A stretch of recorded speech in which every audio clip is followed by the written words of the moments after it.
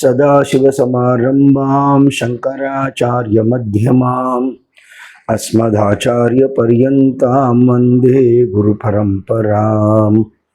मन्दस्मितमुकाम्बोजं महनीयगुणार्णवं मधुराभाषिणं शान्तं सर्वभूतदयापरं भक्तवात्सल्यजलधिं परमानन्दविग्रहं ज्ञानानन्दं प्रपन्नोऽस्मि निर्मलज्ञानसिद्धये। हरे रामेति कृष्णेति नाम संकीर्तनं सदा लोकक्षेमाय कुर्वन्तं प्रेमिकं सद्गुरुं भजे। सद्गुरुनाथ महाराज की जय। महात्मा श्री श्री அண்ணாவுடைய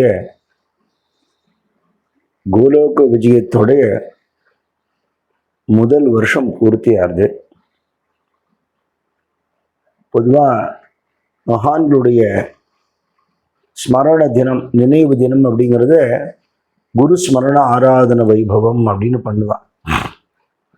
அதோட அர்த்தம் என்னன்னா, என்னைக்கும் ஆராதிச்சுண்டே வணங்கிண்டே இருக்கக்கூடிய குருநாத்தால யாரோட நினைவில் நம்ம எப்பவும் இருந்துட்டே இருக்கணுமோ அந்த மகான்களுடைய நினைவில் அன்னைக்கு அதிகமாக இருக்கணும். காரணம் என்ன? எவ்வளோக்கு எவ்வளோ அவளை நினைக்கிறோமோ அந்த அளவுக்கு நாம் சுத்தமாறோம். அவள் நமக்கு பண்ணின உபகாரங்களை நினச்சி பார்த்து நம்ம வாழ்க்கையும் அந்த மாதிரி ஆக்கிக்கணுங்கிற ஒரு உத்வேகம் நமக்கு வரணுங்கிறதுக்காக சேனாநாவி மகாராஜ் அபங்கத்தில் கேவடா கேலா உபகார காய வண்ணுமே பாமரங்கிற, எவ்வளோ உபகாரம் பண்ணியிருக்கா, ஒரு பாமரன் நான் வர்ணிச்சிட முடியுமா அப்படிங்கிற. அப்படி சாதுக்களாக, அடியார்களாக, பாகவதாளாக, ஆச்சாரிய புருஷாளாக சாட்சாத் பகவான் அவதாரம் பண்றான் அப்படின்னு ராம்தேவ் மகாராஜ் சொல்ற. நம்மள மாதிரி சகஜமா இருக்கிறதுனால நம்மள மாதிரி நம்ம அவளை எடை போட்டுவிடக்கூடாது, எடை போடவும் முடியாது. நம்மள மாதிரி சகஜமா இருந்தா தானே நம்ம தயக்கம் இல்லாமல் பழகுவோம், பேசுவோம். அப்படி பழகி பேசித்தானே நம்மளை கைதூக்கி உத்தாரணம் பண்ண முடியும் இல்லையா? சத்குரு ஞானானந்த சுவாமி சொல்லுவார், சேத்துல இறங்கி இருக்கிறவனை கை தூக்கி விடணும்னா 2 அடி நம்ம சேத்துல இறங்கணும் அப்படிங்கிறார். அப்படி பரபிரம்மம் சாதுக்களாக அவதாரம் பண்றது நாம் வர சொல்றார். பிரம்மமூர்த்தி சந்த ஜகி அவதரலே, ब्रह्ममूर्ति संत जगी अवतरले, उदरवयाले दीन जना. दीन जनங்களாகி நம்மளெல்லாம் கைதூக்கி விடுறதுக்காக. ஏன் தீன ஜனங்கள் அப்படின்னு சொல்றான்னா, எதுக்காக பிறந்திருக்கோம், வாழ்க்கையுடைய பிரயோஜனம் என்ன அப்படின்னு நமக்கெல்லாம் தெரிய மாட்டேங்கிறதே. கண்டதே காட்சி கொண்டதே கோலம்னு அல்ப சுகங்களுக்கு ஆசைப்பட்டு மகத்தான ஒரு பிரயோஜனம் இந்த உடம்புனால நமக்கு கிடைக்க வேண்டியது அதை கோட்டை விட்டு விடுறோமே, இந்த ஜென்மா வீணாக்கி விடுறோமே. அப்படி இல்லாதபடிக்கு நம்மளை மேன்மைப்படுத்தணும்னா நம்மள மாதிரி தீன ஜனங்களை, தீன பந்துவா இருக்கிற பகவான் தான் உத்தாரணம் பண்றது, இறங்கி வந்து கைதூக்கி விடுறான்னு சொல்றேன். ஸ்ரீ ராமகிருஷ்ண பரமஹம்சர் சொல்லுவார், எல்லாருக்குள்ளேயும் பகவான் இருக்கார், நம்ம எல்லாருக்குள்ளேயும் சுவாமி இருக்கார். ஆனா நாம எல்லாரும் சுவாமிக்குள்ள இல்லை. நம்ம படுற அத்தனை கஷ்டத்துக்கும் அதுதான் காரணம்னு சொல்லுவார். ஒரு அழகான வார்த்தை. யார் கஷ்டப்படலை, யாரை போய் கேட்டாலும் கஷ்டம் கஷ்டம் கஷ்டங்கிற. கஷ்டம் இல்லாத இடம் எது அப்படின்னா பகவானோட இடம்தான். அப்பாடா, கோவிலுக்கு வந்து நிம்மதியா இருக்கு, சன்னிதானத்துக்கு வந்து அமைதியா இருக்கு, ஆனந்தமா இருக்கு. சொல்றோமோ இல்லையா? தப்போவனம் போனா ஆனந்தமா இருக்குங்கிறோம், பரனூர் போனா ஆனந்தமா இருக்குங்கிறோம், பண்டரிபுரம் போனா ஆனந்தமா இருக்குங்கிறோம். ஏன் அங்க ஆனந்தமா இருக்கு? ஆனந்தமே வடிவம் எடுத்த சுரூபம் அங்க இருக்கு. அங்க போற பட்சத்துல நமக்கு மனசுல இருக்க அமைதி உண்டாகி துக்கம் விலகிப்படுறது. உள்ளுக்குள்ள இருக்கு அமைதி, அது வெளிப்படுறது, துக்கம் விலகிடுறது இல்லையா? இது சத்சங்கத்துல நம்மளோட அனுபவமா இருக்கு. அப்படி இருக்கும்படியாக ஒரு வாழ்க்கையை ஏன் நம்ம அமைச்சுக்க கூடாது? நம்மளை யார் தடுக்கிறா? யாரும் தடுக்கிற. ரமண பகவான் ஒருத்தர் போய் சொன்ன, பகவானே அனுக்கிரகம் இருக்கட்டும், அது இருந்துன்னே இருக்கு, போய் நீர் இடைஞ்சல் பண்ணாம இருந்தா. அந்த கிருப்பை பொழியும் போது நாம தான் தடுத்து விடுறோம். தெரியல, எனக்கு மம்மு விட்டு விடுற அம்மாவை கையே குழந்தை தட்டி விடும், தனக்கு நல்லது பண்ணான்னு அது தெரியாது இல்லையா? அப்படி தீன ஜனங்களான நம்மளை தாய் போல அரவணைச்சு காப்பாத்தி பக்தி ஆகிய ஞானமாகிய அமிர்தத்தை நமக்கு கொடுத்து போஷாக்கு பண்ணி பிறவி பயனை அடைய வைக்கிறதுக்கு தான் வாழ அவதாரம் பண்றா. உத்தரவயாலே ஜன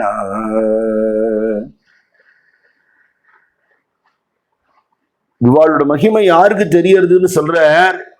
பிரம்மாதி தேவர்கள்லாம் பூமியில ஆச்சாரிய புருஷாளா பாகவதாளாக அடியார்களாக அவதாரம் பண்ணி இருக்கிற அந்த மகான்களை வந்தனை பண்றாங்க.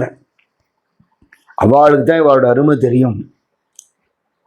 கோகுலத்துக்கு வந்துட்டு பிரம்மா அந்த கோபர்களை பார்த்து, கோபிகைகளை பார்த்து, கோக்களை பார்த்து, இந்த பாக்கியம் நான் பண்ணலையே, எங்கேயோ சத்தியலோகத்தில் உட்காந்து எல்லார் தலையிலையும் என்ன வரணும்னு எழுதிட்டு இருக்கேன், என் தலையில சரியாக எழுதலையே, எனக்கு இந்த பாக்கியம் இல்லையே. அகோபாகியம் அகோபாகியம் நந்தகோப விரஜௌகசாம் என்மித்திரம் பரமானந்தம் பூர்ணம் பிரம்ம சனாதனம்னு இந்த சனாதனமான பிரம்மம் இப்படி இறங்கி இங்க விளையாடுறதே அப்படின்னு ஆச்சரியப்பட்டார்னு சொல்லியிருக்கு இல்லையா? பரனூர்ல ஜென்மாஷ்டமி உற்சவத்துல அண்ணா இங்கேயும் அங்கேயும் நர்த்தனம் பண்றதையும் பாடுறதையும் ஆடுறதையும் பார்த்த பாடுக்கு இந்த ஸ்லோகம் தானே ஞாபகம் வரும். அப்படி ஒரு பாகவத ஆளாக அவதாரம் பண்ணி லட்சோபலட்சம் ஜனங்களை உத்தாரணம் பண்ணி தன்னுடைய திருவேணியை மறைச்சுட்டு இருக்கார், காரியங்களை பண்ணிட்டே இருக்கார் இல்லையா? அந்த கிருபையை நினைக்கிறது தானே நம்ம பண்ண வேண்டியது ஒரு காரியம். ஆஸ்திக புத்தி இருக்கு, இது வேணும் அது வேணுங்கிற எண்ணம் இருக்கு, பூர்ணமான பக்தியோ சரணாகதியோ இல்லை. நம்மளாம் தீன ஜனங்கள் தானே. சாமிகிட்ட போய் இதெல்லாம் கேட்பியா அப்படின்னு கோச்சிக்காமல் பரமஹம்சர் சொல்லுவார், அவன்கிட்ட தானே கேட்குறவர், யாரை கேட்பே நீ? அப்படி கேட்டுட்டே இருக்கிறதே இப்படி அல்பமா கேட்கப்படாது, அவனையே கேட்கணும்னு தோணி போயிடும் அப்படின்பார். அப்படி சகஜ போலனே ஹித உபதேசன்னு சகஜமா பேசிண்டு பழகிண்டு சிரிச்சுண்டு சம்சாரிகளோட ஒரு சம்சாரி போலவே வாழ்ந்துண்டு அப்படி ஒரு அவதாரம் இல்லையா? இப்படி பக்தால சாதுக்களை ஆசிரிக்கிறவாளை காப்பாத்துறது, தீன ஜனங்களா இருக்கிறவாளை காப்பாத்துறதுங்கிறதையும் தாண்டி ஓகா துராச்சாரி விஷயி ஆசக்த சந்த கிருபே த்வரித உத்தரதோ. துராச்சாரிகளா இருக்கிறவா, கெட்ட நடத்த இருக்கிறவா, விஷய போகங்கள்லயே நாட்டம் கொண்டு இருக்கிறவா, இவாளை கூட மாத்திடுவா. எவ்வளவு காலம் ஆகும், எத்தனை ஜென்மம் ஆகும்னா துவரித அப்படிங்கிறார். உடனே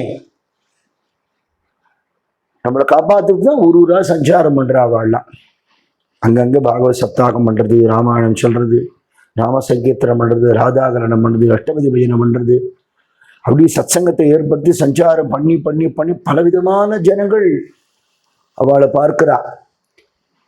நம்ம போய் மகான்களை தரிசனம் பண்றது இருக்க, மகான்கள் நம்மளை காப்பாத்துறதுதான், நம்மளை தேடி வர்றதுதான் அவளோட கருணை. அப்படி இந்த பாகவத ரூபத்துல வர்ற மகான்களால உத்தாரணம் பண்ணப்பட்டவா எத்தனையோ பேர். அகஸ்தியர் பாட்டுல வரும் இல்லையா, உழன்று திரிந்த என்னை உத்தமனாக்கி வைத்தாய், உயரிய பெரியவருடன் ஒன்றிட கூட்டி வைத்தாய்ன்னு. அவாளுக்கு மனசுக்கு தெரியும் நம்ம எப்படி இருந்தோம், இந்த சத்சங்கத்தினால இப்படி இருக்கோம் இல்லையா அப்படின்னு நம்ம நினைச்சு பார்ப்போம் இல்லையா? அதுக்கு தானே அவதாரம் பண்ணியிருக்கா. சைத்தன்ய மகாபிரபு சரித்திரத்துல ஜகாயமதாய் உத்தாரணம் பண்ணினார் அப்படின்னு இருக்கு. மகா குடிகாராளா ரவுடிகளா இருந்தவாளை நாமா சொல்ல வச்சு உத்தமர்கள் ஆக்கினார்னு சரித்திரம் இருக்கு. ராமகிருஷ்ண பரமஹம்சர் சரித்திரத்துல கிரீஷ் சந்திர கோஷ், காளிபாத கோஷ் மாதிரி இருக்கிறவாளெல்லாம் எப்படி மாத்தினார் தீத்தினார்னு இருக்கு. அண்ணாவோட சரித்திரத்திலையும் அது மாதிரி எத்தனையோ விஷய போகத்துல இருக்கிறவா, எப்படி எல்லாமோ வாழ்க்கை மாதிரி இருக்கிறவாள் எல்லாரையும் உத்தாரணம் பண்ணி அவளையும் சாதுக்களா பாகவதாளு கைங்கரியம் பண்றவாளா மாத்தின சரித்திரங்கள் நிறைய உண்டு. அப்போ இவா சாமானிய மனுஷா இல்லை. இன்னொரு அபங்கத்துல வருது, காயத்தே உரலே வேகளே ஆணிக்க. நம்மள மாதிரி மனுஷ சரீரம் இருக்கும், அதை பார்த்து ஏமாந்துடக்கூடாது. அவா நம்மள்டேந்து ரொம்ப வித்தியாசமானவா. எப்படி தெரிஞ்சுக்கலாம்? வைகுண்ட நாயக்க ஜெயா கண்டி, அவளுடைய கண்டத்துல, அவளுடைய நாக்குல, ஹிருதயத்துல பகவானே இருந்துட்டு இருக்கான். அதனால பகவானை பத்தின விஷயங்கள் பேசுறதோ, பாடுறதோ, ஸ்மரிக்கிறதோ, எல்லாரையும் நினைக்க வைக்கிறதோ அவளால் தான் முடியும். எத்தனை கிரந்தங்கள் ரச்சனை பண்ணியிருக்காரு, லட்சம் ஸ்லோகத்துக்கு மேலே அவர் வாக்கிலேயே வந்திருக்கு. எத்தனை பாட்டுகள், இப்பேற்பட்ட ஒரு சம்பிரதாயம், எத்தனை ஊர்களில் அசராத அலைஞ்சு அலைஞ்சு அலைஞ்சு பிரவச்சனம், இப்படி ஒரு பரம்பரையை உண்டாக்கியிருக்கார். அந்த வாத்சல்யமும் பக்தாள்கிட்ட அவருக்கு இருக்கிற ஒரு வாஞ்சையும் அனுபவிச்சவாளுக்கு அவசியமாக தெரியும். வாஸ்தவத்துல சொல்லணும்னு நினைக்கிறத மனசு தடுமாறுறது அந்த கருணையை நினைச்சு. இப்ப நேரடியா சரீரத்துல பார்க்க முடியலையே தவிர அவர் எங்க போயிட்டார்? நமக்குள்ளதான் இருக்கார், எங்கும் இருக்கார், எல்லாமாக இருக்கார். இப்படி ஆச்சாரிய புருஷாளா, பாகவதாளா, அடியார்களா பகவான் அவதாரம் பண்றார் அப்படிங்கிறதுக்கு நிறைய பிரமாணங்கள் இருக்கு. சாட்சாத் பரமேஸ்வரனே ஆதிசங்கரா வந்தார்னு சரித்திரம் இருக்கு. கிருஷ்ண பரமாத்மாவே சைத்தன்ய மகாபிரபுவா வந்தார்னு இருக்கு. யார் ராமனாக, யார் கிருஷ்ணராக வந்தாரோ அவ்வாறே ராமகிருஷ்ணனா வந்திருக்கார் அப்படின்னு அவர் வாக்கினாலேயே சொல்லியிருக்க. அவ அவதார காலத்துல அவளை புரிஞ்சுக்கிறதுக்கான வாய்ப்பு ரொம்ப கம்மி. ஒரு சில பேருக்கு தான் அந்த பாக்கியம் கிடைக்கும். நம்மளை விட பெரியவான்னு புரிஞ்சுட்டாலே போறோம், அவ சொன்னதை கேட்டு இருந்துட்டாலே போறோம். அண்ணாங்கிறது சாதாரணமா வைதிகாலுக்குள்ள, பாகவதாளுக்குள்ள பெரியவாளை குறிக்கிற ஒரு வார்த்தை. இப்ப கலக்கிற சார்னு சொல்ற மொழி, அது மாதிரி அண்ணான்னு சொல்றது ஒரு பரிபாஷை. ஆனா அந்த அண்ணாங்கிறது ஒரு நாமமா எடுத்துப்போம். அதை நினைக்கும் போது என்ன தோணும்னா, எங்கேயோ இருக்கிற ஒரு பரபிரம்மம் கருணை கூர்ந்து ஒரு மலையாக வந்து அனுகிரகம் பண்றதுதானே அண்ணாமலைன்னு சொல்றோம். அண்ணாந்து பார்க்க வேண்டிய பிரம்மம் ரொம்ப அண்மையில வந்துடுத்து, அதுதான் அண்ணாமலைன்னு சொல்றோம். அப்படி எட்ட முடியாத பரவஸ்து நமக்கு சௌலபியமாக சுலபனாக வந்ததுங்கிறது தான் இந்த அண்ணாங்கிற நாமமோன்னு எனக்கு தோன்றது. சாருங்கிற வார்த்தை சொன்னேன், அது கூட ஒருத்தரத்தை பார்க்கும்போது சார்னு சொல்றோம். சகஜமான வெள்ளக்காரன் சொல்லி கொடுத்துட்டு போன ஒரு வார்த்தை. ஆனா அந்த சாருங்கிறது ஒரு நாமாவை எடுத்து சிவன் சாருங்கிற மகான் விஷயத்துல ஒரு சாதாரண ஒரு கலோக்கியல் வேர்டு கூட அவளோட சம்பந்தப்பட்டுட்டா அதுக்கு ஒரு பவித்திரதா கிடைச்சிடுறது. தபோவனத்து குருநாதர் ஞானானந்த பகவான் பரனூர் அண்ணான்னு அவரை சொல்லுவார் அப்படின்னு நான் கேள்விப்பட்டிருக்கேன். அது மட்டும் இல்லை, பக்தாள் ஒரு சமயம் அண்ணாவை பற்றி 60 எழுதுகளில் கேட்டபோது அவதார புருஷாள் அப்படின்னு சுவாமி வாக்குனால சொன்னதையும், சுவாமிக்கு கைங்கரியம் பண்ண சபரிங்கிற வசந்தி அம்மா எனக்கு சொல்லியிருக்கா. அவரை பார்த்தவாளுக்கு ஏதாவது தெரியுமோ, கண்டுபிடிக்க முடியுமோ? ஆச்சரியம் இல்லையா? பொதுவா தங்கத்தை உரைச்சு பார்க்கணும்னு சொல்லுவா. மகான்கள்னு தெரிஞ்சுக்கிறதுக்கு நம்ம ஹிருதயத்தை தான் உரகெல்லாம் வச்சுன்னு உரைச்சு பார்க்கணும். நம்ம எப்படி இருக்கோம், அவ எப்படி இருக்கா. நம்ம குடும்பத்துல இருக்கோம், அவ குடும்பத்துல இருக்காப்புல இருக்கா. நம்ம பந்தப்பட்டிருக்கோம், அவ பந்தத்தை இருக்கிறவாளை காப்பாத்துறா. நம்மளால சுவாமியை நினைக்க முடியல, சுவாமியை தவிர அவளால் வேற எதையும் நினைக்க முடியல. ஒரு கிரந்தத்தை பாராயணம் பண்றதுக்கு நம்மளால முடியல, எத்தனையோ கிரந்தங்களை ரச்சனை பண்ற அளவுக்கு அவளால முடிகிறது. அவ அனுகிரகம் பண்ணின பாட்டுகளை பாடுறதுக்கு நமக்கு அவகாசம் இல்லை. அவ ஜென்மா பூரா நினைச்சாலும் படிச்சு முடியாத அளவுக்கு அத்தனை அருளி செயல்களை கொடுக்க முடியறதுன்னுட்டா சாமானிய மனுஷன் அப்படி பண்ண முடியுமதே. எங்கிட்டயும் ஒருத்தர் கேட்டிருக்கார், அவர் எப்படி மகான்னு சொல்றேன்னு கேட்டிருக்கார். நான் சொன்னேன், ஐயா மகான்கிறதுக்கு ஆசிரமம் கணக்கில்லை. பிரம்மச்சாரியா இருக்கலாம், கிரகஸ்தரா இருக்கலாம், வானப்பிரஸ்தியா இருக்கலாம், சன்னியாசியா இருக்கலாம், எந்த குலத்திலையும் இருக்கலாம். ஜெண்டரும் விஷயம் இல்லை. இதெல்லாம் நம்மளுடைய அஜ்ஞானத்தினால் நம்ம அப்படி பேசுகிறோம். ஆழ்வார்களோ நாயன்மார்களோ பக்திவதிய சாதுகளோ எத்தனை பேர் கிரகஸ்தால் இருந்திருக்கா, ரிஷிகள் எத்தனை பேர் இருந்திருக்கா, அவள் எத்தனை பேர் உத்தாரணம் பண்ணியிருக்கா இல்லையா, பண்ணிட்டு இருக்கா இன்னைக்கும். அதனால அவளோட நடவடிக்கைகள், அவள் வாழ்ந்த வாழ்க்கை, அவளோட எளிமை, அவளோட இனிமை, மாதுரியம், சதா சர்வதா காலம் பகவத் தியானத்திலேயே இருந்து அத்தனை பேரையும் அதை ஈடுபடுத்துறதுங்கிறது நினைச்சு பார்க்க முடியுமா? ஒருத்தரை பத்தி ஒருத்தர் விமர்சனம் பண்ணினாராம் மகாபரிவாட்ட. அப்ப பெரியவா சொன்னாராம், இத்தனை பேரை நாமா சொல்ல வைக்கிறாரே உன்னால முடியுமான்னு கேட்டாராம். வேற ஒருத்தரை பத்தி பேசும்பொழுது, ஒருத்தரை பத்தி பேசுறதுக்கு முன்னாடி யோசிக்கணும், நம்ம ஒரு 4 பேருக்கு பக்தி வளர்றதுக்கு நம்ம ஏதாவது பண்ணியிருக்கோமா? குறைஞ்சபட்சம் நமக்காவது பக்தி இருக்கா? நம்ம குடும்பத்துல இருக்கிறவாளையாவது நாமா சொல்ல வைக்க முடியறதா? அப்படின்னுட்டா தன்னுடைய வாழ்நாள் பூரா அதுக்கு ஒருத்தர் ஒதுக்கியிருக்காரு. எவ்வளவு பெரிய விஷயம்! பக்தி விஷயத்துல ஏகநாத மகாராஜோட சரித்திரம் இருக்கு. பாகவத தர்மத்தையும் வைதிக தர்மத்தையும் ஏக காலத்துல இருந்துண்டு அனுஷ்டானத்தை விடாத சத் பிராமணனா இருந்துட்டு எல்லாரையும் அரவணைக்கிற மகா பாகவதரா இருந்துட்டு எப்பவும் சாந்தமா பிரேமையோடு இருந்துட்டு பாண்டுரங்கனே வந்து அவர் வீட்டுல கைங்கறி பண்ற அளவுக்கு அப்பேற்பட்ட மகாபுருஷனா இருந்தாருன்னு இருக்கு. நம்மூர்ல ஸ்ரீதர வெங்கடேஷ் ஐயாவாள் சரித்திரத்துல பார்த்தா வைதிக தர்மம் பாகவத் தர்மம் ரெண்டுத்திலையும் ஏக காலத்துல இருந்துண்டு அத்தனை பேர்ட்டையும் அப்படி ஒரு மைத்திரி பாவம், ஒரு பிரேமையோட இருந்துண்டு அனுஷ்டானத்தை விடாமல் சர்வத்திர சிவ தரிசனம் பண்ணிட்டு அப்படி ஒருத்தர் இருந்தாருன்னு இருக்க. அப்படின்னுட்டா அதுக்கு துல்லியமா தானே நம்ம இவரை பார்க்க முடிகிறது. பரம வைதீகர், பரம பாகவதர், மகான் அப்படின்னு எல்லாம் பொருந்தக்கூடிய ஒரு அற்புதமான கலவையாக இருக்காரு. 1975 என் தாயார், நாங்களாம் இப்போ சின்ன பசங்க, கிருஷ்ணபிரேமி சுவாமிகள்னு ஒருத்தர் இருக்காராம். விழுப்புரத்துக்கிட்ட பரனூருங்கிற ஊர்ல இருக்காராம். கோகுலாஷ்டமி உற்சவம் ரொம்ப அமோகமா நடக்கும், 10 நாளைக்குன்னு சொல்றா. அவர் கிருஷ்ணராகவே பாவிச்சு எல்லாரும் கொண்டாட அவர் அப்படி ஒரு அனுகிரகம் பண்ணுவாராம் எல்லாருக்கும் அப்படின்னு ஒருத்தர் சொன்னா எனக்கு. அவர் மயிலாப்பூர்ல ஆர்ஆர் சபால உபன்யாசம் பண்ண வந்திருக்கார், நீங்கள்லாம் போய் தரிசனம் பண்ணிட்டு வாங்கோன்னு சொன்னா. தாயாரையும் நினைச்சுக்கணும். மகான்களை பத்தி நமக்கு வேற யார் சொல்லுவா இல்லையா? நம்ம அப்பா அம்மா சொன்னாதான் நம்ம தெரிஞ்சுக்கலாம். அப்படி நாங்கள்லாம் போனோம். அவரோட போட்டோ கூட நான் பார்த்ததில்லை. பொதுவாக சுவாமிகள்னு சொன்னாலே நமக்கெல்லாம் மகாபிரிவா ஞாபகம் வருவா.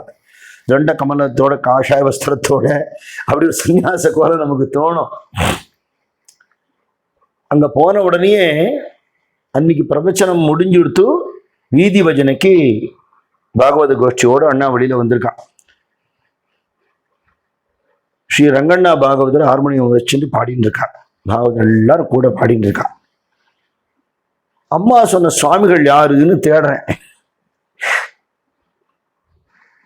தண்ட கமண்டலமோ காஷாயமோ காணோம். எல்லாம் வெள்ளை வஸ்திரம் உடுத்திட்டு பாகவத ஆளா இருக்கா. கோபிச்சந்திரன் துளசி மாலையோட எல்லாருக்கும் ஒரே மாதிரி அடையாளமா இருக்கு. நடுவுல ஒருத்தர் கழுத்துல மாலையெல்லாம் போட்டு இருந்தார், நல்ல சிகையோட கட்டு கொடுமையோட அப்படி குனிஞ்சின்னு இருந்தார். அப்படி நிமிந்து பார்த்த அந்த கண்கள் வந்து ஒரு அடையாளம். அந்த கண்கள் அப்படி பளிச்சுன்னு அந்த ஒளி வீசுற கண்கள், பிரசன்னமான முகம் இல்லையா? லலித விஷால லலாட்ட விபாசித கோபி சந்தன திலகா. அப்படி மந்தஹாசமா சின்ன கோபி சந்தனத்தோட அப்படி ஆஹா இவர் தானா அப்படின்னு நாங்கள் வீடு நமஸ்காரம் பண்ணோம். இது கிட்டத்தட்ட 50 வருஷம் போறது. அண்ணா இன்னும் எவ்வளமா இருந்தார். அப்படி ஓட்டமோ நடையுமா அவர் அந்த தெருவில் மயிலாப்பூர் மாட வீதிகளில் வந்ததும் அந்த தெற்கு மாட வீதி முடிஞ்சு அந்த ரவுண்டானா மாதிரி இருக்கும் அந்த இடம், சாய்பாபா கோயில் போற வழி. அந்த இடத்துல பாகவத அள்ளா சேர்ந்து ஒரு திவ்யநாம பஜனை பண்ற மாதிரி அத்தனை பேரும் ஆடி இருக்கான். நடுவுல அண்ணா ஆடி இருக்கார். ரங்கண்ணா ஒரே நாமாவளியே சலிப்பு இல்லாம பாடிண்டே இருக்கார். பாடுறவருக்கும் அழுக்கல, கேட்கிறவாளுக்கும் அழுக்கல. அண்ணா அப்படி ஒரு அர்த்தம் ஆடி இருக்கார், அப்படி குதிச்சிருக்கார். கண்ணுல நிற்கிற அந்த காட்சி. மணின்னு ஒரு பக்தர் உண்டு, அவர் குழந்தை மாதிரி பழகுவார் எல்லார்ட்டையும். யாரோ காத்தாடி வித்துட்டு இருந்தான். அது 2 காத்தாடி கொண்டு வந்து அண்ணாட்ட கொடுத்தாரு. அண்ணா அதை வாங்கி சங்கு சக்கர மாதிரி பிடிச்சிட்டு குதிச்சார். மறக்க முடியாத காட்சி தான் பிரதம தரிசனம். 1-2 தரம் ஆர்ஆர் சபால பிரவச்சனம் கேட்டிருக்கேன். தபோவனத்துல சுவாமியுடைய முதல் ஆராதனையிலேருந்து அண்ணாவோட பிரவச்சனம் உண்டு. அதை கேட்குற பாக்கியமும் நமக்கு நிறைய கிடைச்சிருக்கு. அதுக்கப்புறமா சென்னையில் நங்கநல்லூர்ல நாங்கள் இப்போ இருந்த பொழுது ஞானானந்த சத்குருக்கு ஒரு பஜனை படம் கட்டணும்னு ஆசைப்பட்டு ஒருத்தர் இடம் தந்தார். அதில் இது ஏற்பாடு பண்ணினோம்.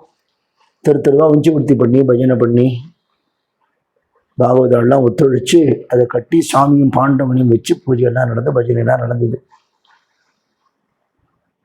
ஏதோ பிராரப்த வசாத்து அந்த இடம் நமக்கு நிலைக்கல. அடுத்தது இந்த மாதிரி கட்ட போகிறோம்னு சொல்லி எல்லாத்தையும் பணம் வசூல் பண்ணியிருக்கோம். 1 வருஷ காலம் உற்சவம் நடத்தியிருக்கோம். பெருசாக குருநாதனும் பாண்டவனும் இருக்கா. அவளை எங்கே கொண்டு வைக்கிறது, என்ன பண்ணுறதுன்னு தெரியல. அப்புறம் வேற ஒரு இடம் வாடகைக்கு கிடச்சி அங்கே கொண்டு போய் வச்சோம். அந்த சந்தர்ப்பத்தில் அண்ணா நங்கநல்லூர் வந்திருக்கான். சத்தாது அண்ணாவை தரிசனம் பண்ண போனேன். அண்ணாட்ட விஷயத்த சொன்னேன். அப்படியே கன்னத்தில் கை வச்சு அப்படியே கேட்டேன். கேட்டுட்டு நாம சங்கீர்த்தனம் பண்றதுக்கு ஒரு இடம் வேணுமே,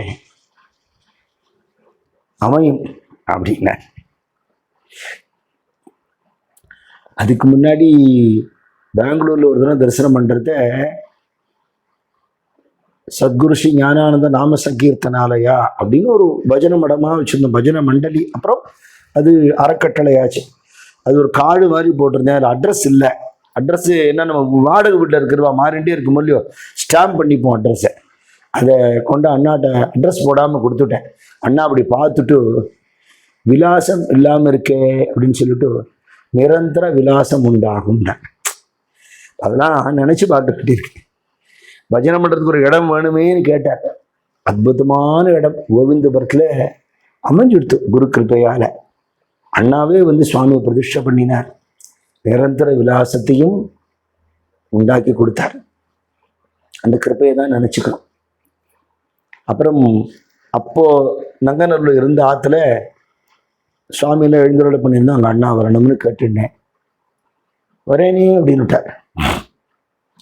யாராத்த தங்கியிருக்காரோ அந்த மாமாவுக்கு எனக்கு நிறைய ப்ரோக்ராம் போட்டிருக்கா, அது இணைஞ்சலா போயிடுமே அவர் கவலை. ஒரு 5 நிமிஷம் தான் இருப்பார், நீ அதுக்கு மேலே அவர் தொந்தரவு பண்ணாதே. இல்லை மாமா, அவர் வந்தா போறேன் எனக்கு அப்படின்னு. போற வழியில அண்ணா வேன்ல போயிட்டு இருக்கார் வேகமா. நான் சைக்கிளில் விட்டுன்னு போறேன். நம்ம ராஜாராம் அண்ணா எப்படி சாரத்தியம் பண்ணுவான்னு நேருக்கு தெரியும். வாயு வேகம் மனோ வேகமா போயிட்டு இருக்கேன். சைக்கிள் திடீர்னு செயின் கட்டாகி அப்படியே நின்றுட்டேன். சைக்கிளை தெருவோரமா நிறுத்திட்டு ஓடி போலான்னு பாக்குறத வண்டி அண்ணா நிறுத்திட்டார். அவர் பார்த்துட்டார். என்ன கதவை திறந்து வான்னு கூப்பிட்டார். வந்து உட்காந்து இங்க பக்கத்துல உட்கார் அப்படின்னா. இல்லை நான் நினைக்கிறேன், வண்டி ஓடுற ஓட்டத்துல உன்னால நிற்க முடியாது, உட்கார் அப்படிங்கிறேன். சைக்கிள் அங்கேயே நிறுத்திட்டியே, யாரும் எடுத்துட்டு போட மாட்டாளோ. இல்லைன்னா நான் வந்து எடுத்துக்கிறேன், பக்கத்துல தான் ஆம் இருக்கு. ஆத்துக்குள்ள வந்தார். அன்னைக்கு நவம்பர் 23 மறக்க முடியாது. நான் சத்யசாய் பாபாவோட பிறந்த நாள். உள்ளூர்ல இருக்கிற சாய் சமிதிக்காரா அங்க சாய் ஜெயந்தி கொண்டாடுறா. எல்லா சத்சங்கமும் அங்க நடக்கும். திருப்புகழ் பஜனை பண்ணுவா, சாய் சமிதிக்காரா வந்து உற்சவம் பண்ணுவா, அபங்கம் நடக்கும், சம்பிரதாய பஜனை நடக்கும், எல்லாம் நடந்திருக்காங்க. அண்ணாட்ட சொன்னேன், இந்த மாதிரி சாய் சமிதிக்காரா வந்திருக்கா அப்படின்னு. இருக்கட்டுமே, நம்மளும் அதில் கலந்து போமே அப்படின்னுட்டேன். அப்புறம் அவாட்ட சொன்னேன், அண்ணா வந்திருக்கான்னு. அவளுக்கு ஒரே சந்தோஷம். அவள் குரு ஜெயந்தி அன்னைக்கு ஒரு மகான் வந்திருக்காருன்னு அவள் சந்தோஷப்பட்டான். குழந்தைகள்லாம் ஏதோ புராண நாடகம் போட்டுது. முழுசா உட்காந்து பார்த்தேன். பார்த்துட்டு ஒரு அவல் கேசரி பண்ணியிருந்தது அண்ணாக்கு நிவேதனமா. அண்ணா அதை சுவாமிக்கு காமிச்சிட்டு அதுலேருந்து உழுவுன்னு ஒரு உருண்டை எடுத்து வாயில போட்டுட்டார். 200 பேருக்கு மேலே இருந்தா. அந்த 200 பேருக்கும் பிரசாதம் கொடுத்தார். அந்த பிரசாதம் கொடுத்த அழகு அவருடைய சித்தத்தோட அழகை காட்டியது. எப்படின்னா, நான் ரொம்ப பக்கத்துல ரசித்தேன்.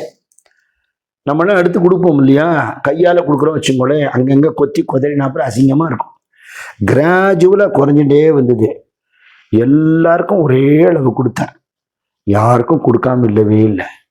பாத்திரம் காலி ஆயிடுச்சு. ஒரு சின்ன விஷயம்தான், மகான்கள் சின்ன விஷயம் கூட பெரிய விஷயமாட்டம் பண்ணுவான், அது அவளோட அழகு. அதுக்கப்புறம் இங்கே மகாரண்யம் ஸ்ரீ முரளிதர சுவாமிஜி சொல்லி கோவிந்தபுரம் வரப்போகிறோம் பாதுகா மண்டபம் கட்டுறதுக்காக அப்படிங்கிற விஷயத்தை அண்ணாட்ட தெரிவிச்சு ரொம்ப சந்தோஷப்பட்டார். சின்னதாக ஒரு கூரை போட்டிருந்த இடத்துல சுவாமியை எழுந்துருளை பண்ணியிருந்த இடத்துக்கு புருஷோத்தம மாசத்துல காலங்காத்தால பஜனம் போது அவரே உள்ள வந்தார். அவர் கையால் ஆரத்தி பண்ணி புஷ்பம் போட்டார். சுவாமி பிரகாசமா இருக்கார் இங்கே அப்படின்னு சொன்னார். அப்போ சுவாமி ஒரு சித்திரப்பட ரூபமா 2 பாதுகை கையில் வச்சுருக்காப்புல ஒரு சுவாமி இருப்பார். அவர் தான் முதல்ல இருந்தார். சின்ன சன்னதி, அங்கே உட்காந்து தபோன ஸ்தோத்திரங்கள்லாம் சொல்லுவோம். அப்படி பண்ணிட்டு இருந்தது. அதுக்கப்புறம் பகவானோட கிருப்பையினால கொஞ்சம் சன்னதி பெருசாச்சு. மார்பிள்ல சுவாமி திருமேனி பண்ணணும்னு குருஜி எங்களுக்கு ஆக்ஞை பண்ணியிருந்தார். அதனால அதுக்கு ஜெய்ப்பூருக்கு போகணுங்கிறதுக்காக நாங்கள் கிளம்பி போயிட்டு, அதுக்கு சுவாமியுடைய முகப்பட்டம் தனியாக, முழு உருவம் தனியாக 2 படம் பிரிண்ட் போட்டு எடுத்துன்னு போய், அண்ணா அப்போ பிருந்தாவனத்தில் இருக்கா, அதனால பிருந்தாவனத்தில் போய் அண்ணாவை தரிசனம் பண்ணி அண்ணாட்ட உத்தரம் வாங்கிட்டு போகலான்னு போனோம். அண்ணா அப்படியே கண் கொட்டாமல் அந்த சுவாமியை பார்த்தா, கண்ணில் ஒத்திண்டார், நெஞ்சில் வச்சுண்டார், தலையில் வச்சுண்டார். செலவக்கல்ல பண்ண போறியா, நன்னா வரும் அப்படின்னு சொல்லிட்டு, அவனால் பண்ண முடியாது, அவன் கையில பூந்து அவரே பண்ணிட்டு இருக்காரு, இப்படியே அவரை கவலைப்படாது அப்படின்னா. இன்னைக்கு சுவாமியோட மூலவரை பார்க்கறவான்னா அசந்துதான் போறா. அது ஒருத்தர் பண்ண முடியுமா அப்படி எங்கேயாவது? தன்னைத்தானே அவர் பண்ணிண்டால் ஒழிய அப்படி சுவாமி ஆவிர்பவிச்சிருக்காரு அமிர்தசலா மூர்த்தியாக அப்படின்னு ரொம்ப அழகா இருக்கு சுவாமியோட திருமேனி. அதுக்கப்புறம் 2015 வாக்குல பணிகள் நடந்துட்டு இருக்கு, மடத்தோட வேலை நடந்துட்டு இருக்கு. சேங்கனூர்ல போய் அண்ணாவை தரிசனம் பண்ண போனோம். வேலையெல்லாம் எந்த மட்டும் இருக்குன்னு கேட்டார். நடந்துட்டு இருக்கு அண்ணா அப்படின்னு. என்னைக்கு திறக்க போறோம், திறப்பு விழா வச்சுட்டியான்னு கேட்டார். இல்லைண்ணா இனிமே தான் அப்படின்னு. நீ போதேந்திரால் ஆராதனைக்கு புரட்டாசி பௌர்ணமி இன்னைக்கு வச்சுக்கோ, நானே பிரதிஷ்டை பண்றேன் அப்படின்னார். ரொம்ப சந்தோஷம். மகாராணி முரளிதர சுவாமிஜிட்ட தெரிவிச்ச உடனே குருஜி சொன்னார், பருத்தி புடவையா காய்ச்சி கொடுத்து அப்படின்னார். அதுக்கப்புறம் அன்னைக்கு அண்ணாவை கார்த்தால அழைக்கிறதுக்கு போறோம். கோவிந்தபுரத்துல அவருடைய சன்னிதானத்துல போய் விஜாபனம் பண்ணிட்டோம். அண்ணா சொன்னார், நீங்களாம் இங்கேருந்து நேர சைத்தன்ய குட்டினம் போங்கோ, குருஜியோட சேர்ந்து மகாமந்திரம் சொல்லிட்டு இங்க வாங்குவோம். எல்லாரும் அங்க போய் அவரோட ஆக்ஞை அவர்கிட்ட சொன்னோன்னே அவரும் வந்தார். எல்லாருமா சேர்ந்து திருப்பி அண்ணா கிரகத்துக்கு வந்தோம். அண்ணாவும் சேர்ந்துட்டார். அந்த 2 பேரும் நாமசங்கீர்த்தனம் பண்ணிட்டு கோவிந்தபுரத்துடைய அந்த புண்ணிய பூமியோட அந்த தெருக்கள்ல அத்தனை பாகவதாளோட 2 தாமரை மாலை போட்டு அந்த அழகு. அதுல ஒரு சுவாரஸ்யம் இருக்கு. தாமரை மாலை 2 வாங்கினேன். ஒன்று அண்ணாவுக்கு போட்டேன், இன்னொன்று குருஜிக்கு போடணும்னு நினைச்சுன்னு நான் போட்டுடுவேன்னு ஒரு அனுமானிச்சுட்டு ஜாடை காட்டுட்டார், தடுத்துட்டார், தனக்கு போட வேண்டான்னு. அது சமிக்ஞை தான், வாயை விட்டு சொல்லலை. அண்ணா அதை கவனிச்சுட்டார். எங்கிட்டேருந்து மாலையை வாங்கி அவர் கையாலேயே குருஜிக்கு போட்டார். அது 2 பேரும் அதை போட்டுண்டு நாமகீர்த்தனம் பண்ணிட்டு 2 பேருமாக அன்னைக்கு சுவாமி பிரதிஷ்டை ஆச்சு. சிதம்பரத்துலேருந்து வந்த முதல் மாலை வெட்டி வேறு மாலை சுவாமிக்கு சாத்தினா. ஜெகநாதபுரியிலேருந்து வந்த பிரசாதம் முதல் நிவேதனம். புருஷ சுக்த விதானத்தினால அண்ணா சுவாமி அதில் ஆவாகனம் பண்ணி அவர் கையாலேயே அபிஷேகம் பண்ணி சுவாமிக்கு முன்னாடி அமிர்தசலா மூர்த்தியிலேயே சரண் பாதுகா இருக்கு, அந்த பாதுகையிலையும் அபிஷேகம் பண்ணி அப்பேற்பட்ட ஒரு பிரவச்சனம் பண்ணார். அன்னைக்கு வாழ்க்கையில மறக்க முடியாது. அண்ணாவோடது எத்தனையோ பிரவச்சனம் நம்ம கேட்டிருக்கோம். சுவாமியை பத்தி அவர் பேசியே நான் அந்த இடத்துல கேட்டிருக்கேன், தபோவனத்தில் கேட்டிருக்கேன். இந்த இடத்துல பேசினது ரொம்ப அனாதியாக ஆச்சாரிய புருஷாள் மகான்கள்லாம் பேர்பட்டவா, பரமஹம்சாளா இருக்கக்கூடிய மகனியர்கள் பேர்பட்டவா, சித்த புருஷாள் பேர்பட்டவா, யோகீஸ்வராள் பேர்பட்டவா, மகாபக்தாள் நாமதேவர், துக்காராம் மகாராஜ் மாதிரி உள்ள பக்த சிரோமணிகளை பேர்பட்டவா. அப்படி ஒத்தொத்தரை பத்தியும் சொல்லி அவ குணாதிசயங்கள் என்ன, ஒரு கேட்டகரிக்கும் சமர்த்த ராமதாஸ் சுவாமி, யோகிராம் சுரத்குமார், சேஷாத்ரி சுவாமிகள், அப்படி எல்லார பத்தியும் சொல்லி இப்படி எல்லாமாக இருந்தவர் இவர் அப்படின்னு சுவாமியை காட்டினார். அதை நான் பார்த்திருக்கேன் அப்படின்னு சொல்லி சுவாமி எப்பவுமே அண்ணா பாகவத பரமஹம்சர்னு சொல்லுவார். பரமஹம்ச ஞானி, ஆனா பரம பாகவதர், பாகவதரோட அப்படி பஜனை பண்ணுவார்னு அண்ணா சொல்லியிருக்கேன். சுவாமி யோக நித்திரைக்கு போயிட்டா யார் வந்தாலும், மகாராஜா வந்தாலும் தரிசனம் கிடையாது. 10 பாகவதாள் வந்தால் சுவாமி அவரோட ஆடி பாடி குதிக்க வந்துடுவார் அப்படின்னு அண்ணா சொல்லியே நான் கேட்டிருக்கேன். அதெல்லாம் அன்னைக்கு அனுபவிச்சோம். தன்னோட அனுபவங்கள்ல அவர் நான் கண்ட ஞானானந்தம்னு எழுதியிருக்கார். ஞானானந்த தரிசனத்தோட முன்னுரையிலேயே அண்ணாவோட ஸ்ரீமுகத்தில் அது இருக்கு. அதில் உள்ள நிறைய விஷயங்களை அன்னைக்கு தெரிவிச்சுட்டு அற்புதமான ஒரு அனுகிரக பாஷணம் பண்ணினார். அன்ஃபார்ச்சுனேட்லி அது அப்போல்லாம் நாங்கள் இந்த ஊருக்கு வந்த புதுசுங்கிறதுனால ரெக்கார்ட் பண்ணி அதை பாதுகாத்து வச்சு போடுறதுக்கு உண்டான வசதிகள் ஏற்படலை. அதனால மனசில் மட்டும் அதை தங்கி போயிடுத்து. அப்படி என்னைக்கும் நினைவில் இருக்காப்புல ஒரு பிரவச்சனம் பண்ணார். அப்புறம் சின்ன சன்னதியாக முதல்ல இருந்தபோது வந்து கற்பூரார்த்தி காட்டினார்.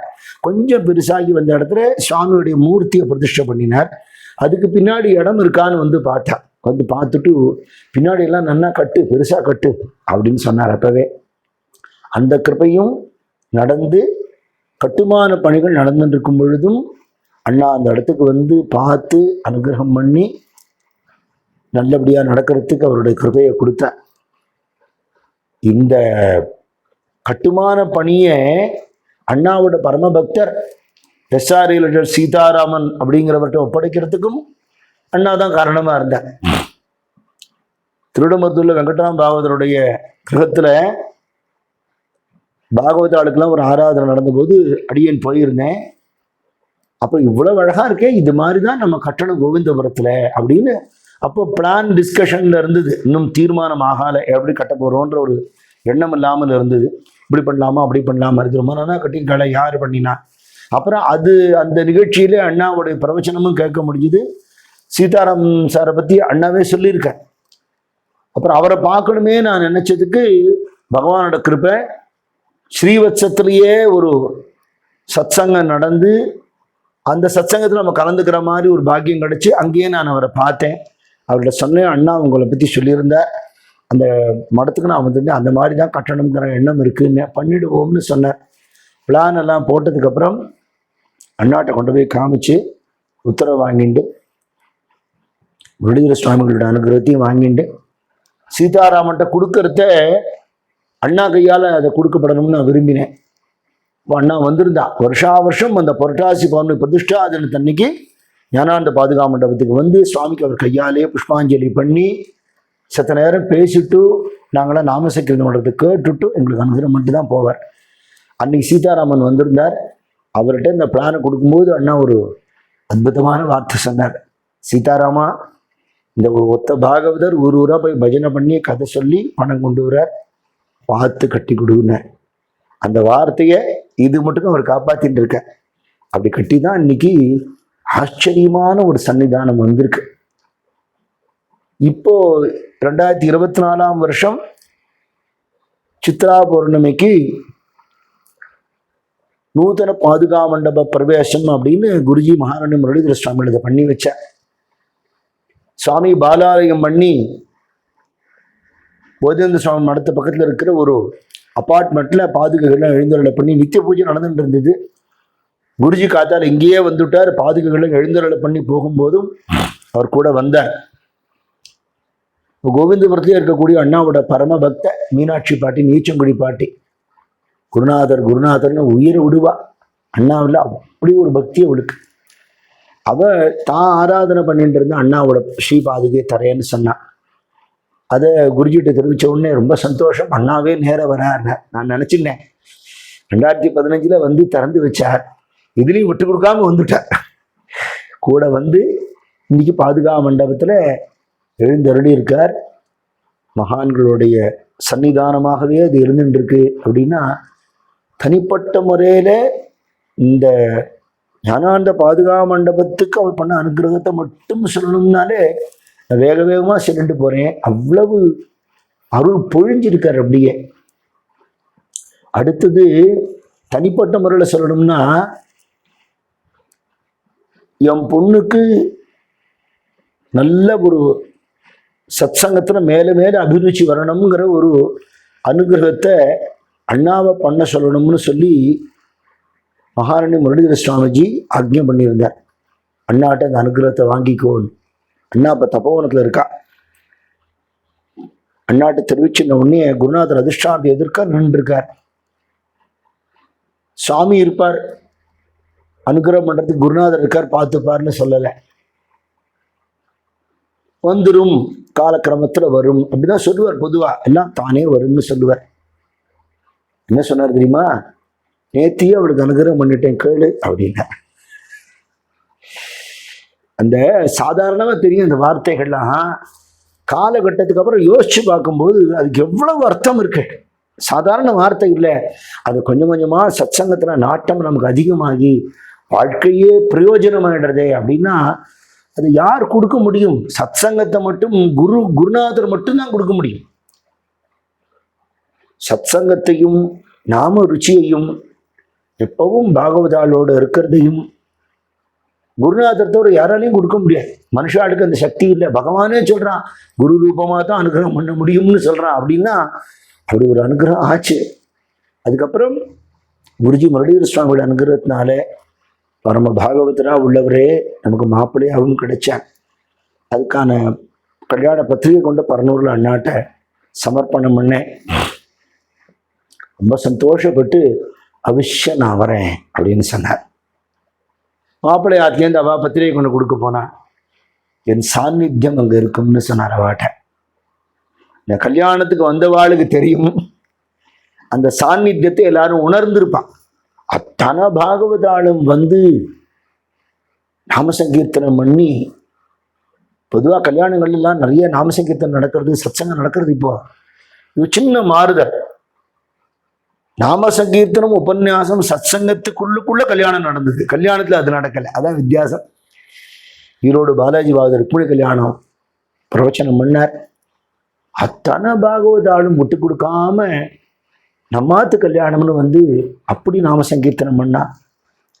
திருமங்கலை தாரணத்தும் போது கல்யாண அஷ்டபதி பாடிட்டு இருக்கா. அந்த பக்கம் பாகவதாலாம் உட்காண்டு பழுத்த ஜாம்பவான்கள்லாம் வந்திருக்கா. குருஜி முரளிதர சுவாமி வந்திருந்தார். தீப ஜோதியாய் வருவாள் பாடுன்னு சொன்னார். திருமங்கலை தாரணத்தும் போது தொண்டை தழுதழுத்த நிலையில தான் நானும் எங்கள் ஆத்துக்காரியும் பாடினோம். இந்த மகான்களுடைய கருணையை என்ன சொல்ல முடியும்? நம்ம என்ன பண்ணிட்டோம் அவளுக்கு? அவள் இவ்வளவு கருணை காட்டுறாளே அப்படின்னா அதை ஸ்மரிச்சுட்டே இருக்க இருக்க இருக்க சித்த சுத்தி உண்டாயிடும். யோகக்ஷேமத்தை வகிப்பான்னு சொல்லி ஒரு விட்டலனுடைய மூர்த்தியை மாப்பிள்ளையாட்ட கொடுத்தார். யோகக்ஷேமத்தை வகிக்கிறார். அடுத்தது புள்ள கல்யாணத்துக்கும் அதே மாதிரி பொண்ணுக்கு கல்யாணம் பண்ணி கொடுக்கும்போது பாகவதால் தான் கொடுக்கணும்னு ஒரு பிடிவாதம் எனக்கு இருந்தது. அதை குருநாதர் கிருபேலன் சுவாமி நிறைவேற்றி வச்சுட்டார். பிள்ளைக்கு அப்படி கிடைக்கணுமே நான் நினைச்சுட்டு இருந்தேன். ஏதோ ஒரு பொண்ணு ஏதோ ஒரு பிள்ளைய நான் கல்யாணம் பண்ணுவா. சத்சங்கத்துக்கு சத்சங்கத்தில் தானே சம்பந்தம் வரணும் இல்லையா? வேற மாதிரி வந்துட்டா நம்ம பண்ற நல்ல காரியங்கள் தொடர்ந்து நடக்காதே. அதுக்கும் அண்ணா பரம அனுகிரகம் பண்ணி அவர்கிட்டயே பக்தி உள்ள, அவரோட சம்பிரதாயத்துல ருச்சி உள்ள ஒரு குழந்தையே நம்ம மாத்துக்கு வர மாதிரி கிருபா பண்ணினார். அதுக்கு உத்தரவும் தபோவனத்திலேயே தான் கொடுத்தார்.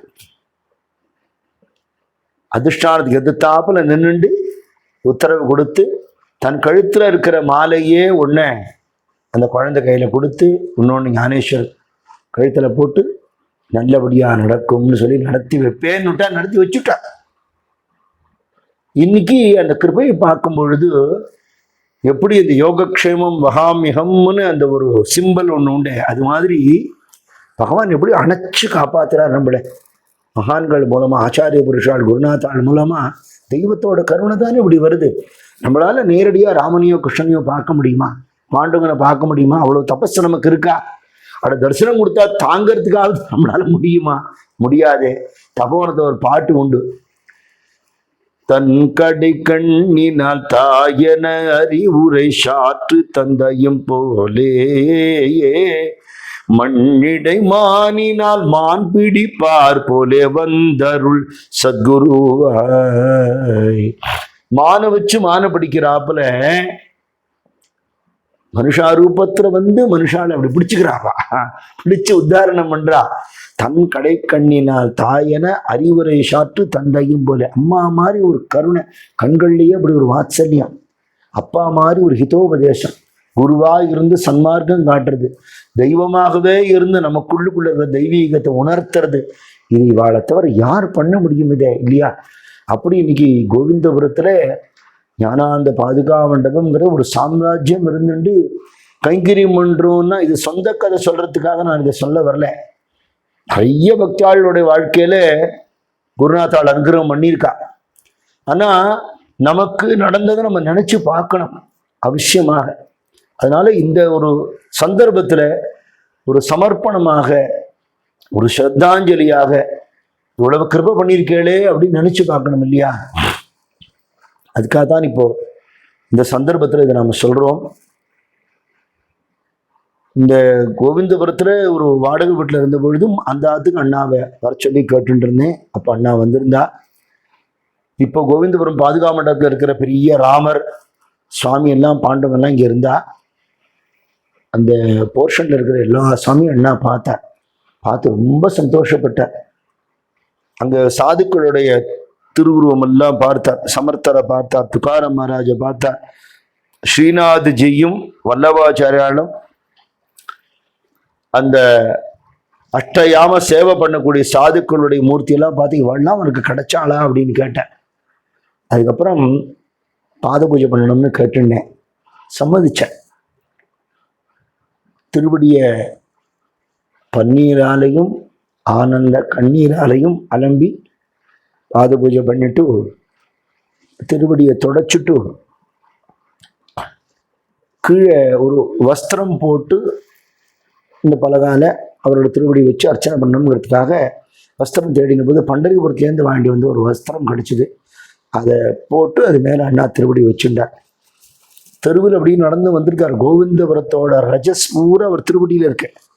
கீழாத்து ஈச்சங்குடி பாட்டி அழகாக நலங்கிட்டு இருந்தா. அதுக்கப்புறம் நம்ம பாத பூஜை பண்ணிட்டோம். பாத பூஜை பண்ணின அந்த நனைந்த திருவடிகளை அப்படியே அதில் வஸ்திரத்தில் வச்சார். நிறைய மல்லி புஷ்பத்தினால அர்ச்சனை பண்ணேன். என்ன அர்ச்சனை பண்ணேன் தெரியுமோ? சத்குரு ஞானானந்த சுவாமியோட அஷ்டோத்திரத்தை சொல்லி அர்ச்சனை பண்ணேன். அந்த அஷ்டோத்திரத்துலேயே ஒரு விசேஷம். சர்வலோக குருபியோ நம, சர்வசாட்சிணியே நம, சர்வமங்களாய நமகான்னு எந்த குருவுக்கும் பொருந்துற ஒரு அஷ்டோத்திரம் தான் தப்போவனத்திலேயே சொல்லுவா. அதை சொல்லி அர்ச்சனை பண்ணேன். ஒரு நாமாவையும் குனிஞ்சு கேட்டார். இது எப்படி எனக்கு தோணித்துன்னா, டீநகர்ல பசுல்லா ரோடுங்கிற இடத்துல ஒரு மாமி இருந்தா. அந்த மாமி ஆத்துல அப்பேற்பட்ட ஒரு சப்தாகம் அண்ணா பண்ணியிருக்கா. ஒரு 40-45 வருஷத்துக்கு முன்னாடி. எல்லாருக்கும் தெரியும் பசுல்லா ரோடு சப்தாகம்னா ரொம்ப ஃபேமஸ். அந்த மாமி அப்புறமா ரொம்ப வருஷம் கழிச்சு எனக்கு பழக்கமானதுக்கு அப்புறம் பிருந்தாவனத்தில் மல்லிகார்ஜுன பாகவதருடைய உற்சவத்தும் போது இவாளை அழைச்சிட்டு போயிருந்த போது அண்ணாக்கு ஆத்துலேருந்தே பட்சணங்கள்லாம் பண்ணி கொண்டு இருந்தான் நிவேதனம் பண்ணுறதுக்கு. பாத பூஜை பண்ணணும்னு கேட்டுண்டா. அந்த மாமி மகாபரிவாட்ட நம்ம தப்போவன சுவாமிகிட்ட அண்ணாட்ட அப்படி பக்தி உள்ளவா. அப்போ பாத பூஜை பண்ணும்போது அண்ணா சொல்லியிருக்கார், உனக்கு ஞானானந்த சுவாமி அஷ்டோத்திரம் தெரியுமா, அதை சொல்லி பண்ணுன்னு சொன்னாராம். அது அந்த மாமி எனக்கு தெரிவிச்சிருந்தா. அதனால அதே ஞாபகமாக நான் இங்கே பண்ணினேன். அந்த சந்தர்ப்பத்தில் சித்தலிங்க மடத்தில் 1958 அண்ணா சுவாமியை தரிசனம் பண்ண போது சுவாமி மேலே ஒரு ஸ்தவம் எழுதினார் அப்படின்னு ஞானமுடியில் பழைய ஞானமுடியில் பப்ளிஷ் ஆகியிருந்தது. அது நன்றி பாகவத தர்மம்னு போட்டு அதில் வந்ததை எடுத்து அதை போட்டிருக்கான். நமஸ்தே வியாகரபாதாய, நமஸ்தே நீலலோச்சனே, நமஸ்தே சர்வசித்தாய ஞானானந்தாய தே நமஹான்னு அந்த ஸ்லோகம் 5 ஸ்லோகங்கள் இருக்கும். அதில் அது எந்த சந்தர்ப்பத்தில் அண்ணா போய் தரிசனம் பண்ணினார், இந்த பாட்டுகள் வந்த விதமெல்லாம் அதில் எழுதியிருந்தது. அதை படித்த நினைவு இருந்தது. அதை கைப்பட அண்ணா எழுதி அந்த மாமிட்ட பிருந்தாவனத்தில் கொடுத்துருந்தார். அவாட்டேருந்து ஒரு ஜெராக்ஸ் எடுத்து நான் வச்சுட்டு இருந்தேன். நம்ம மாத்திர அண்ணா இந்த பாதம் பதிச்ச பிறகு அண்ணா கிளம்பி போனதுக்கு அப்புறம் தான் அதுல திருவடி பதிஞ்சிருக்குன்னு எங்களுக்கு தெரியும். நாங்க பொதுவா மகான்களோட திருவடியில சந்தனம் குங்குமம் எல்லாம் தடவி அப்படி பதிச்சு எடுத்து தபோன பக்தாளா நிறைய பேர் அப்படி பண்ணி சுவாமி பாதம் வச்சுட்டு இருக்கா. சாரதா தேவி சரித்திரத்துல அந்த மாதிரி திருவடி பதிச்சு கொடுத்ததெல்லாம் இருக்கு. நாங்க அப்படி அண்ணாவை கேட்கல. எதேச்சியா அந்த நடந்த பாத பூஜையில அண்ணாவோட பாதம் அதுல பதிஞ்சிருந்தது. அண்ணா கிளம்பி போனதுக்கு அப்புறம் தான் நாங்க பார்த்தோம். அதை உடனே ஃப்ரேம் பண்ணி சுவாமி பூஜையில இருக்கார். அந்த அனுகிரகத்தினால பாதுகாப்பு ரூபமாகவே அண்ணா திருப்பியும் வந்துட்டார். பாதுகாப்பு மண்டப தரப்பு விழாக்க பத்திரிகை போடும் பொழுது இந்த அண்ணா எழுதின ஆதி வியாதி ஹரஸ்தவம்னு அண்ணா அதுக்கு பேர் வச்சிருந்தான். அதை பத்திரிகையிலே போட்டு அண்ணாட்ட கொண்ட காமிச்சேன். அண்ணா பார்த்துட்டு உனக்கு இது எங்கே கிடைச்சதுன்னு கேட்டார். நான் அப்புறம் சொன்னேன், பழைய ஞானகுடியில் வந்திருந்தது அண்ணா, நீங்கள் சித்தலிங்க மடத்தில் போன போது நீங்கள் எழுதினதாக அதில் வந்திருந்தது, அது ஞாபகம் வச்சுருந்தேன். அப்புறம் பசுல்லாரோட மாமிகிட்ட நீங்கள் கொடுத்துருந்தேன், அதோட ஒரு காப்பியை நான் வாங்கிட்டு இருந்தேன், அதுலேருந்து இது போட்டேன்னு சொன்னேன். அண்ணா ரொம்ப சந்தோஷப்பட்டு அனுகிரகம் பண்ணார். அப்படி இவாளோட சௌலபியம் என்ன அப்படின்னா, எந்த மகானை யார் ஆசிரியிச்சாலும் அந்த சம்பிரதாயத்தையும் அவளை நில நிறுத்துறதுங்கிறது இவாளோட ஒரு அழகு இல்லையா? நீ எந்த குருவை ஆசிரியக்கிறியோ, எந்த சம்பிரதாயத்தை அதுலயே இரு, அதுல உறுதியாயிரு. அதுக்கு என்ன உண்டோ அதுக்கு ஒத்தாசை பண்ணி அனுகிரகம் பண்ணி போஷாக்கு பண்ணி அப்படி நிறைய பக்த சங்கத்தை உண்டாக்கி கோவிந்தபுரத்தில் பார்த்தா இன்னைக்கு சைத்தன்ய குட்டீரம் இருக்கு, யோகி ராம் சுரத்குமார் சன்னதி இருக்கு, ஞானானந்த பாதுகா மண்டபம் இருக்கு, பெருசா பிரம்மாண்ட பாண்டரங்கன் கோவில் பிரதான சாலையில் இருக்கு, அப்புறம் கயா விஷ்ணு பாதம் இருக்கு. இதெல்லாம் அண்ணாவோட சங்கல்பத்தினால உண்டானது. இந்த கோவிந்தபுரம் கிராமமே ஒரு புண்ணிய கிராமமாக சதா சத்சங்கமும் நாமஸ்மரணையும் நாம சங்கீர்த்தனமும் பூஜைகளும் விரதங்களும் அனுஷ்டானங்களும் இருந்து இங்க பண்ணக்கூடிய இத்தனை விதமான சத்காரியங்களுடைய பலன் உலகம் பூரா கிடைச்சி அத்தனை பேர் க்ஷேமமா இருக்கிறதுக்காக ஒரு கிராமத்தையே பாகவத தர்மத்துக்காகவே அர்ப்பணம் பண்ணியிருக்கா. அப்படித்தான் இந்த வைபவங்கள் நடந்திருக்கு. நம்ம இன்னைக்கு பார்க்கிறோம். புரியாம நிறைய பேர் பேசுவா. ஒருத்தர் விமர்சனம் பண்றதுக்கு முன்னாடி நம்ம அவ பண்ணினதுல கோடியில 1 மடங்கு பண்ணிட்டோமான்னு யோஜனை பண்ணணும். ஒரு பேசுறதுல அர்த்தம் இல்லை இல்லையா? இப்படி ஒரு கிராமத்துல இவ்வளவு சத்சங்கம் வர்றதுக்கு நம்ம என்ன பண்ண முடியும் அப்படின்னா பண்ணணும். தூஷணம் பண்ணாமல் பகவான் நாம பூஷணையோட சத்சங்கமே பண்ணிட்டு இருந்தா மகான்களுக்கு நாம கொஞ்சம் ஒரு கிருத்தஜதை ஒரு நன்றி காட்டினோம்னு ஆகுமே தவிர அதுக்கு மாறுபாடா இருந்தா ஆகவே ஆகாது. அப்படி அண்ணாவுடைய நினைவுகளில் மகாரணி முரளிதர சுவாமிஜியும் சேங்கனூர்ல அப்பேற்பட்ட ஒரு ஜென்மஸ்தானம் கட்டியிருக்கா. அங்கே பெருமாள் கோவில் அப்பேற்பட்ட திருப்பணி, சிவன் கோவில் அப்பேற்பட்ட திருப்பணி, அவரோட கிரந்தங்கள்லாம் பாதுகாத்து வச்சு அடுத்த தலைமுறைக்கு போறாப்புல எப்படி குருபக்தி காட்டணுங்கிறதையும் ஒருத்தர் காட்டி கொடுத்து தான் நம்ம தெரிஞ்சுக்க முடியும் இல்லையா? நான் வழக்கமாக உபன்யாசத்தை சொல்லுவேன், சசி மகாராஜ் ராமகிருஷ்ணானந்த சுவாமியை நினைச்சுண்டா குரு பக்தி வரும்னு. இப்போ ஒரு வார்த்தை சேர்த்துக்க தோன்றது, மகாரணி முரளிதர சுவாமிஜியோட குரு பக்தியை நினைச்சுண்டா நமக்கும் ஒரு நாளைக்கு குரு பக்தி வரும். திருநாதபி சுனீச்சேன தரோரபி சகிஷ்ணுனாம்னு நம்மளை துச்சமா நம்ம நினைச்சுக்கணும். அடியார்கள் பாத தூளியா நினைச்சுக்கணும். வினய சம்பத்தோடு இருக்கணும். நாம சங்கீர்த்தனம் பண்ணிட்டே இருக்கணும். எல்லாருக்கும் நம்மளால முடிஞ்ச சேவை கைங்கரித்த பண்ணிட்டே இருக்கணும். சதா சத்சங்கத்திலேயே ஒரு ஆர்திர சித்தம் நனைந்த ஹிருதயத்தோடு இருந்துட்டு தெய்வீகமா வாழ்ந்துட்டா நலகே முக்தி ஆணி சம்பதா சந்த சங்க தேகாசதான் துக்காராம் மகாராஜ் கேட்டார். என்ன வைகுண்டத்துல இருக்கு, கைலாசத்துல இருக்கு, சத்சங்கம்தான். அச்சுவை தவிர யான் போய் இந்திர லோகமாலும் அச்சுவை பெருனே வேண்டேன்னு அப்படி இருக்கிற இடத்தையே கோலாகமா ஆக்கறாப்புல ஒரு அத்புதத்தை சொல்லி கொடுத்துட்டார். ஞானேஸ்வர மகாராஜர் அசோனி சம்சாரி ஜிஹ்வே வேகுகரி, குடும்பத்துல இருக்கக்கூடாதுன்னு யாரையா சொன்னா? குடும்பத்துல இரியா, அது சாதாரண குடும்பமா இல்லாமல் கோவிந்தனுக்கு ஆட்பட்ட குடும்பமா இருக்கட்டும். தன்யோகம் நம்ம குடும்பம் தன்யம் அப்படி இருக்கட்டுமே. நாம சங்கீர்த்தனம் பண்ணிட்டு குடும்பத்தில் இருக்க அத்தனை பேரும் சத்சங்கத்தை இருந்துட்டு அப்படி வாழற வழிய அண்ணா சம்சாரிகளுக்கு கற்றுக் கொடுத்துட்டார் இல்லையா? தெய்வீக பற்று இருக்கும், லௌகீக விஷயங்கள்ல நாட்டம் தானே போயிடும். ஞானேஸ்வர மகாராஜ் ஹரிபாட்டோடைய அர்த்தம் அதுதான். அஹுகா துராசாரி விஷயி ஆசக்த சந்த கிருபே தொரித்த உத்தரத்தோன்னு ராமதேவர் சொன்னாரே. இவர் அசோனி சம்சாரி ஜிகுவே வேகு கறிவிட்டு குடும்பத்தை இருப்பா, பொம்பல மாட்டிக்காத, நாக்குக்கு நாமாவை கொடுத்துட்டு ட்ரெயின் பண்ணிடு அப்படின்ட்டேன். அப்ப எப்பேற்பட்ட நிலையை நீ அடைவே அப்படின்னா வேத சாஸ்திர உபாரி வாக்கியஸ்த வேத பாராயணம் சதா எந்த பகவானோட மகிமையை சொல்றதோ உத்கோஷிக்கிறதோ வேதங்கள், அந்த பகவானோட கலக்கிற பாக்கியம் உனக்கு கிடைக்குமே. தேவாச்சிய துவாரி உபாக்ஷணவரி பகவானோட கோவில் வாசல்லையோ பகவானோட நடமாடும் கோவிலாவே இருக்கிற மகாத்மாக்கள் எதிர்க்கையோ ஒரு தரம் ஒரு க்ஷணம் நின்று நாமா சொல்லிட்டேன்னா தேனே முக்திச்சாரி சாதியே இல்லையா, சதுர்வித முக்தி கிடைக்குங்கிற அப்படி சாலோக்கியம்னு சொல்லக்கூடிய சத் சங்கம் நமக்கு கிடைச்சுட்டே இருக்கு இல்லையா. சாமீபியம்னு சொல்லக்கூடிய மகான்களோட நெருங்கி பழகிற பாக்கியம் நமக்கு கிடைச்சுட்டு இருக்கு இல்லையா. சாரூபியம்னு சொல்லக்கூடிய மகான்கள் எந்த கோலத்தோட வாழ்ந்தாலும் அந்த கோலத்தை ஆசிரியிச்சு வாழற பாக்கியம் நமக்கு கிடைக்கிறதா இல்லையா. அவளோட நிலையே தானே நமக்கு அவ கொடுக்க போற. அப்புறம் அவ சதுர்வித முக்தியும் கிடைச்சிடும்னு சொல்லி அதுக்கு குடும்பத்திலேருந்து வரணுங்கிற கட்டாயம் இல்லைங்கிற, குடும்பத்துல இருந்துட்டு சத்சங்கத்தை இருக்கலாம்ங்கிற இந்த அபங்கங்களுக்கெல்லாம் பிரமாணமா வாழ்ந்து காட்டினவரோட காலத்துல நாம இருந்தோங்கிறது நமக்கெல்லாம் ஒரு பாக்கியம் இல்லையா. நம்ம வாழற காலத்துல இப்பேற்பட்ட பெரியவாளெல்லாம் பார்த்துருக்கோம், அவள்கிட்ட 2 வார்த்தை பேசியிருக்கோம். நம்ம மாத்திரம் வந்து அவ ஒரு பால் குடிச்சிருக்கா, ஒரு நமஸ்காரம் பண்ணியிருக்கோம், 2 புஷ்பம் போட்டிருக்கோம் அந்த சரணத்துக்கு, அவளோட கரங்கள் நம்ம மேல பட்டிருக்கு அப்படின்னா இதுக்கு மேல என்ன பாக்கியம் நாம பண்ண முடியும். அதனால எப்பவும் புண்ணிய ஸ்மரணியாள்னு சொல்லக்கூடிய மகான்களை நினைச்சுட்டே இருக்கணும், அவளோட நினைவிலேயே இருக்கணும், அவ காட்டின தர்மத்திலேயே மார்க்கத்திலேயே இருக்கணும் அப்படின்னு அவளையே நான் பிரார்த்தனை பண்ணிட்டு என்னுடைய வாக்கு அஞ்சலியை நான் பூர்த்தி பண்ணிக்கிறேன். சத்குருநாத் மகாராஜ் கி ஜெய்.